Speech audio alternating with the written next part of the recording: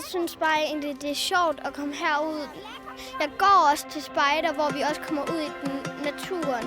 Men det er også sjovt at dyrke et lille bitte træ, som skal blive sådan til et stort klatretræ måske.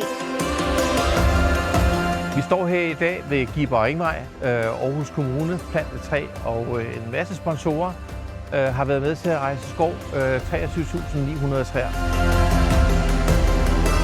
Men i bund og grund så handler det her om, at vi gerne vil have en grønnere kommune. Vi vil gerne have, at vi får mere skov, vi vil gerne have mere natur. Vi vil gerne have det, så det er rekreativt, men også så der er plads til, at naturen kan leve, at vi har biodiversitet, at der er forskellige typer dyr, som finder et hjem i Aarhus Kommune. Det, der altid er en stor fornøjelse for os, det er, at Plantetræ handler jo om 3 ting, og det er træer og børn og læring. At se de her 2. og 3. klasser bare gå på med krum hals. Der er ikke en eneste, der står og sover eller keder sig. Alle har en skov, alle er i gang med at plante. Vores dagsorden og grunden til, at vi er her i dag, det er jo fordi, vi synes, det er et godt initiativ, og det vil vi gerne støtte op omkring. Plante træer, det er jo meget vigtigt for os. Hos Rose Poultry har vi en intention om, at vi vil på den grønne rejse.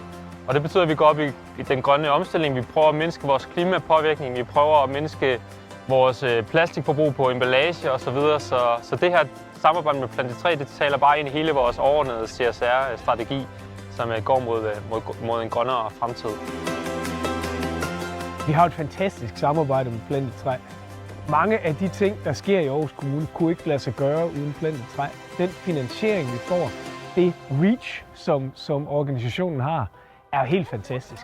Og det her med, at man er i stand til at finde partnere, virksomheder, som har lyst til at give en hånd med i skovrejsningen, det er helt unikt.